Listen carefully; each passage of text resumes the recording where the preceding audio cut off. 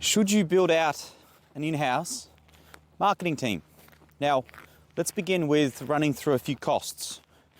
Generally speaking, an in-house digital marketing team should involve someone on the SMM side, social media management, which in this case involves creation of the videos as well, chopping them up, right? And then we're relying on that person to also run some social media ads. So that's potentially 2 people there.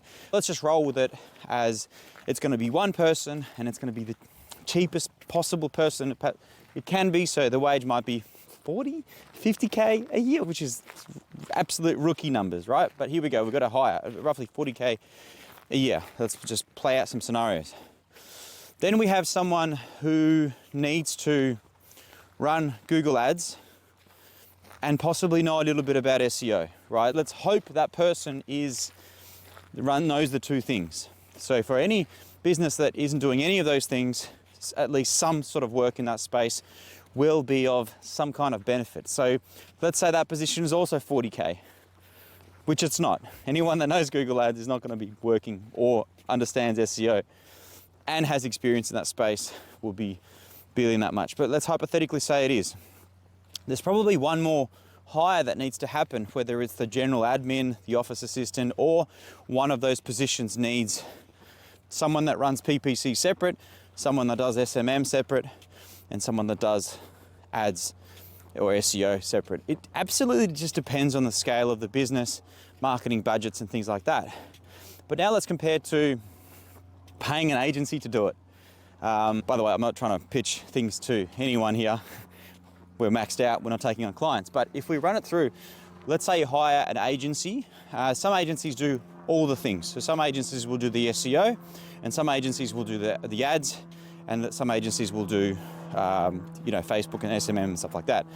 So SMM, video creation, reel creation, I don't know, 1 to 2K a month, maybe starting from ish around there. Depends on how many reels a month, but whatever. A lot of that stuff can be actually, we can systematize it. But let's say it's roughly 1 to 2K a month. Then to run a Google ad and a Facebook ad, like to manage the campaign, it's going to be 1 to 2K a month, roughly.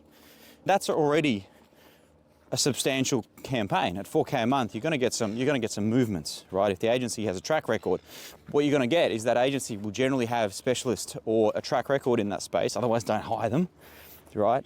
Hire an agency that has a track record in that niche as you, and they can jump. They've already got the SOPs, the procedures. They've already rolled this playbook out before. It's like me with builders, accountants, arborists, pest control, a whole bunch of trade space, educational space, medical space. Like track record, meaning I know what pages to build, I know what blocks to build, etc. Same goes with this. You're hiring an agency, and that agency might have 45 content writers like I have, right? So we can smash out 100 blogs in one go very quickly. High quality, best in class blogs. We can build a lot of links very quickly. So when you hire an agency, behind that agency can be a lot of assets pointed at your account very quickly. The agency will have internal SOPs, particularly for your space. There's that. The competitive nature of SEO, however, that just depends on who we're up against, what are the keywords, and geez, the cost of backlinks to compete in that space. The term injury lawyer, the term dentist in the CBD, and a whole bunch of other terms, locksmith, crazy competitive. A lot of these businesses I simply turn away because it's just, the numbers are just ridiculous, right? So the cost of SEO, however, is something that can blow up. The funny thing is, if you hire someone in-house, that person's not going to come with backlinks.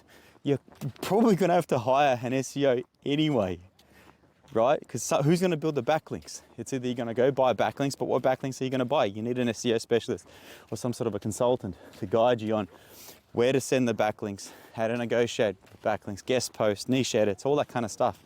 So there's still going to have to be that outlay of backlinks cost, as well as the actual ad spend themselves also.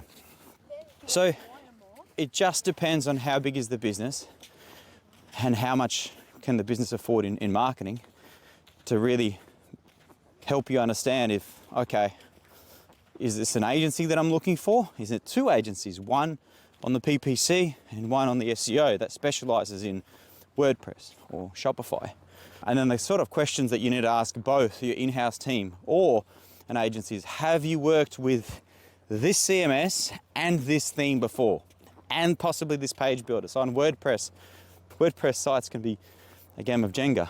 They are all a game of Jenga. My site's included. Some of my sites are 4 or 5 years old now with exactly the same tools, and every month something new happens. So what I'm trying to say here is, when an agency nods at doing the SEO, a lot of agencies will just nod and then log in and start figuring things out. Same with when someone is applying for that job. Yes, I absolutely do Shopify things.